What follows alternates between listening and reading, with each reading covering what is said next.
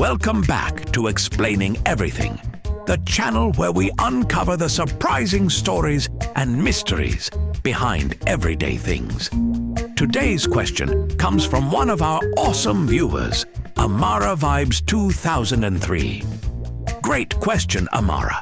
You asked, why are pencil erasers pink? It's one of those things we totally take for granted. You've probably used a pink eraser 1,000 times without stopping to wonder, why pink? Is there a reason? Or is it just some random tradition we're all stuck with? Well, today we're getting to the bottom of it. From the invention of erasers to some accidental marketing genius, we'll uncover the full, slightly weird story behind the iconic pink eraser. Stick around right here on Explaining Everything.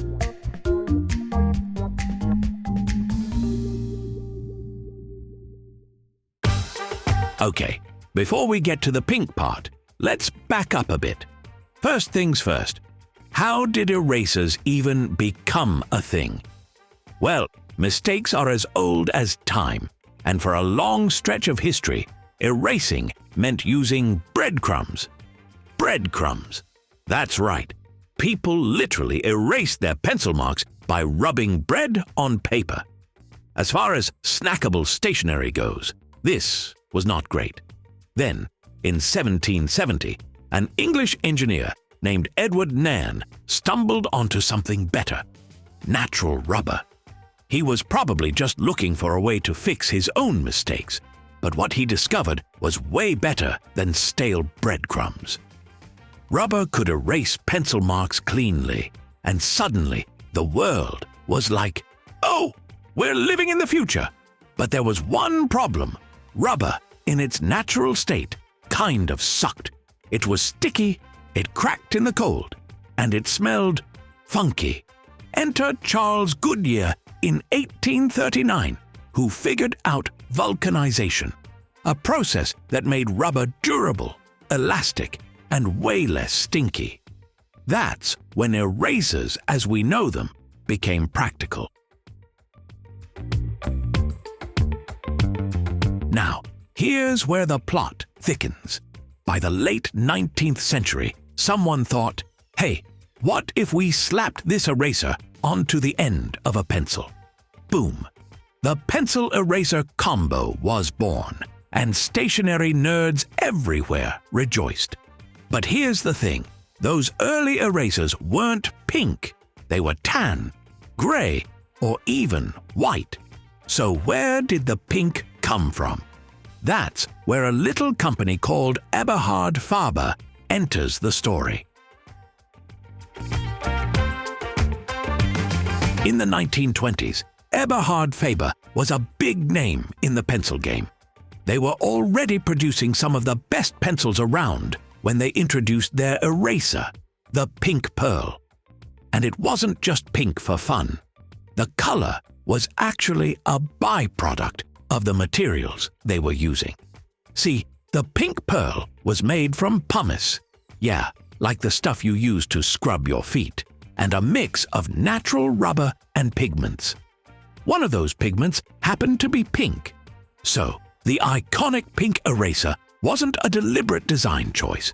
It was more of a happy accident. But here's where the marketing magic comes in.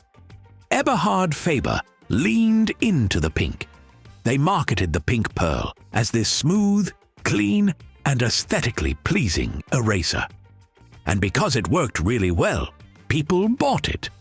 Other manufacturers started copying the pink look, and just like that, pink became the eraser color. Now, you might be thinking, okay, cool history, but why is pink still the go-to color? It's been over a century. Surely we've moved on? Well, here's the deal. Pink erasers are kind of like Coca-Cola. They're so iconic that they've become the default. When you think of an eraser, you picture that little pink nub at the end of your pencil. It's branding at its finest. Plus, pink erasers do have some practical advantages. the color doesn't show dirt as easily as lighter colors like white, so it stays looking clean for longer. And let's be honest, there's a weird kind of nostalgia tied to pink erasers. It's like seeing your old lunchbox or hearing the sound of a dial-up modem. Pink erasers just feel right. Of course, not all erasers are pink. If you've ever used those white erasers made of vinyl, you know they're like the eraser equivalent of a luxury car. They erase more cleanly and don't leave that annoying pink smudge behind. Then there are the novelty erasers shaped like pizza slices or dinosaurs. Those are great for collecting dust in your pencil case, but terrible at actually erasing anything. And let's not forget those weird green or black erasers you find in art stores. They're designed for people using charcoal or fancy drawing pencils. But let's be honest, they're just overachievers. Before we wrap up, here are a few random eraser facts you didn't know you needed. First, erasers work by creating friction that generates heat, loosening the graphite particles from the paper so they stick to the eraser instead. It's basically science meets cleaning. Second, there's a myth that chewing on erasers makes you smarter. Spoiler, it doesn't. It just makes your dentist richer. Third, the largest eraser ever made weighed 920 pounds. Imagine the mistake you'd need that for. So, there you have it. The reason pencil erasers are pink comes down to a mix of historical accidents, clever marketing, and a whole lot of nostalgia. Next time you grab a pencil and erase something, you'll know you're holding a tiny piece of history. If you enjoyed this deep dive into the pink eraser mystery, make sure to give this video a thumbs up. Share it with your curious friends and hit that subscribe button while you're at it.